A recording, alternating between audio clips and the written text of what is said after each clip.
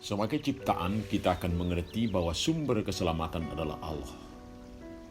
Dialah yang menciptakan dan memelihara ciptaannya. Bila mana kita sudah memahami sumber keselamatan, maka di tengah-tengah berbagai persoalan, kita akan selalu berharap dan memusatkan pandangan kepada sumber keselamatan. Ada banyak yang sepertinya boleh menolong, namun akhirnya kita tahu bahwa satu sumber keselamatan. Keselamatan itu pada masa kini dan juga masa depan setelah bumi ini berakhir. Maka kita akan menyerahkan kehidupan kita kepada Tuhan kita.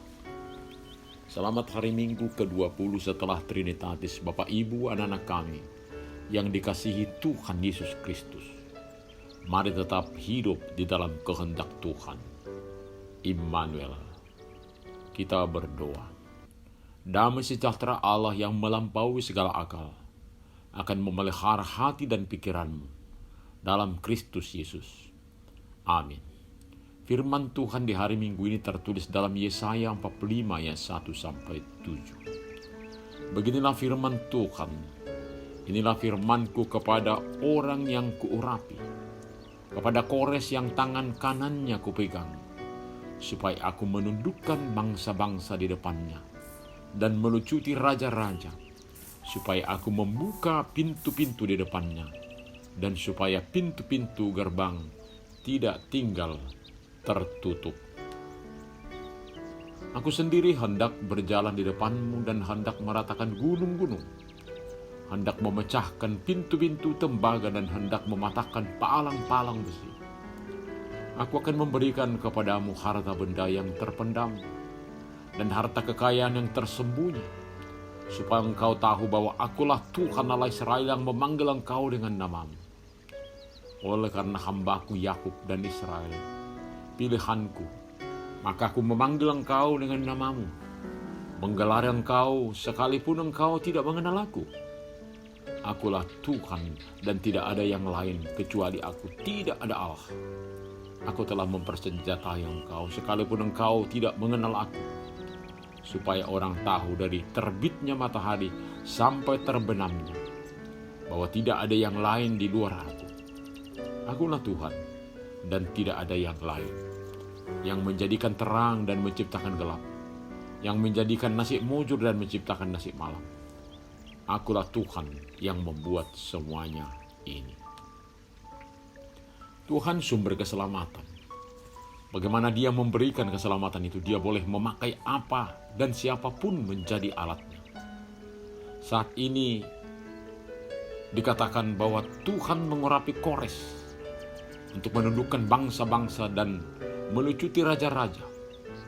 Tuhan sendiri membuat pintu-pintu yang begitu kokoh supaya tidak tinggal tertutup. Dia berjalan di depan, hendak meratakan gunung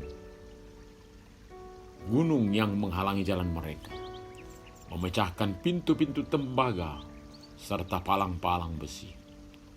Raja yang menyembah berhala mengikuti tugas yang diberikan Allah baginya. Maka bila umat Tuhan membuat berhala untuk disembah, tentu keadaan ini menjadi peringatan keras bagi bangsanya untuk benar-benar mengenal Allah dan menjauhi berhala. Allah yang membiarkan bangsanya terbuang di Babel bukan berarti membiarkan mereka terpuruk. Ada janji bahwa mereka nantinya akan dibebaskan. Allah Israel ternyata tetap mengasihi mereka dan merencanakan pengembalian mereka oleh Raja Kores dan membangun kembali Yerusalem yang sudah hancur. Pasti sebagai manusia yang memakai logika akan bertanya, bagaimana mungkin Kores yang menyembah berhala mau dengan sukarela mengembalikan umat Tuhan? Disinilah kedaulatan Allah yang begitu sempurna. Seseorang yang dipilihnya boleh diutus untuk melakukan kehendaknya. Bila Allah berencana dan bertindak, maka itu akan terlaksana. Tidak ada seorang pun yang mampu menghalanginya. Siapakah di balik pertolongan Kores bagi bangsa Israel? Ternyata itu adalah perbuatan Tuhan. Jangan ragu bila mana kita menghadapi persoalan yang sepertinya tidak punya jalan keluar. Ada Dia yang mampu memberikan pertolongan di luar perhitungan manusia. Allah memberikan kepada Raja Kores harta benda yang terpendam dan harta kekayaan yang tersembunyi. Tujuannya supaya dia tahu bahwa Tuhan Allah Israel yang memanggilnya dengan namanya. Di dalam sejarah keselamatan yang diberikan Tuhan, dikatakan supaya orang tahu dari terbitnya matahari sampai terbenamnya bahwa tidak ada yang lain di luar aku. Akulah Tuhan dan tidak ada yang lain yang menjadikan terang dan menciptakan gelap, yang menjadikan nasib mujur dan menciptakan nasib malam. Akulah Tuhan yang membuat semuanya ini. Saat menghadapi soal yang sulit dimengerti, menekan kehidupan, membuat kita tidak dapat lagi berdiri tegak, kita perlu menyerahkan diri sepenuhnya kepada Allah. Dia berdaulat di dalam ciptaannya. Janji Tuhan bagi kita yang selalu menjagai dalam perjalanan hidup. Dia boleh melakukan berbagai hal yang tidak terpikirkan menjadi jalan keluar bagi kita. Maka tetaplah bergaul dengan Allah yang kita percaya, berserah secara penuh kepadanya. Tepatlah yang dikatakan, jangan bersandar kepada dirimu sendiri, kepada pemikiran kita yang terbatas. Namun ada Tuhan yang senantiasa mempunyai jalan keluar di dalam perjalanan hidup kita. Serahkan segala permasalahan kepada Tuhan.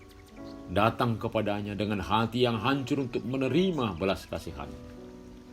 Tuhan Yesus telah hadir di dunia ini. Sungguh besar kasih-Nya, supaya manusia ciptaannya menerima keselamatan. Dialah sumber keselamatan dan telah menganugerahkan keselamatan itu bagi manusia berdosa melalui penebusan Kristus Yesus. Amin. Mari kita berdoa. Terima kasih Bapa akan kasih-Mu bagi kami. Perlindungan-Mu tetap bagi kami dari hari ke hari. Biarlah kami selalu berserah ke dalam kedaulatan Allah dalam menjalani hidup. Saat kami tidak mengerti banyak hal akan peristiwa dalam diri kami, biarlah kami selalu belajar kepada Tuhan. Betapa Engkau selalu memberi yang terbaik bagi kami. Terima kasih Bapa. Sertai kami. Hanya di dalam nama Tuhan Yesus kami berdoa. Amin.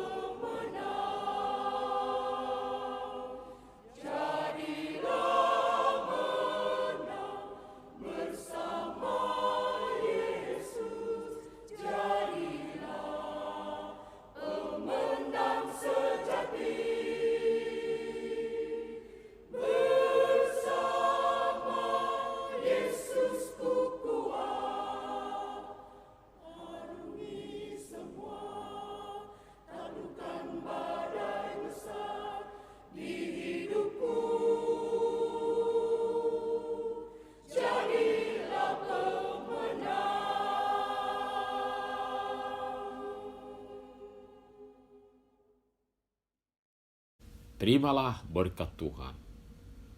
Tuhan memberkati engkau dan melindungi engkau. Tuhan menyinari wajahnya kepada engkau dan memberi engkau kasih karunia. Tuhan menghadapkan wajahnya kepadamu dan memberi engkau damai sejahtera. Amin.